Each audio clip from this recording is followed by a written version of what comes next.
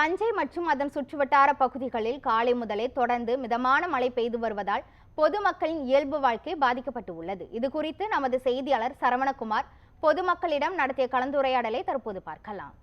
தஞ்சை மாவட்டத்தில் கடந்த சில நாட்களாக வெயில் அடித்து வந்த நிலையில் தற்போது இன்றைய காலை முதல் தற்போது வரை தொடர்ந்து மழையானது பெய்து வருகிறது. மழை என்பது விட்டு விட்டு பெய்து வருகிறது. அதாவது தஞ்சை மாவட்டத்தை பொறுத்தளவு தஞ்சையில் குறைவான மழை என்றாலும் கூட பட்டுக்கோட்டை, ஒரத்தநாடு உள்ளிட்ட பகுதிகளில் அதிக மழையானது பெய்து வருகிறது.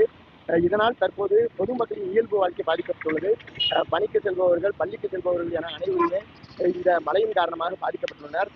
மேலும் தற்பொழுது இந்த டெல்டா மாவட்டங்களில் சம்பா தாளடி பயிர்கள் தற்போது பயிரிடப்பட்டுள்ளன.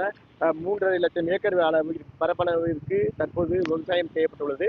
இதனால் தற்போது பெய்து வரும் மழை மிதமான மழை என்பதால் விவசாயத்திற்கு தேவையான மழையாகவே இருக்கும் என கருதப்படுகிறது.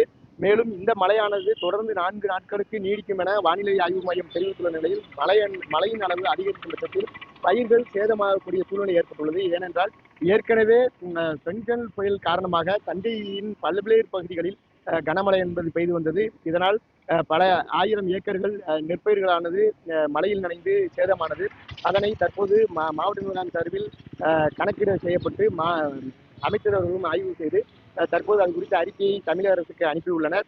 இந்த நிலையில் மீண்டும் ஒரு காற்றழுத்த தாழ்வு பகுதி உருவாகிய நிலையில் அது இலங்கை மற்றும் தமிழக கடற்கரையோரம் நகர்ந்து வரும் சூழ்நிலையில் தற்போது காலையிலிருந்து தஞ்சை மாவட்டத்தில் மழை பெய்து வருகிறது. இருந்தாலும் கூட தஞ்சை மாவட்டத்தில் உள்ள பள்ளிகளுக்கும் கல்லூரிகளுக்கும் மாவட்ட நிர்வாகம் சார்பில் விடுமுறை என்பது இன்றைய தினம் அறிவிக்கப்படவில்லை.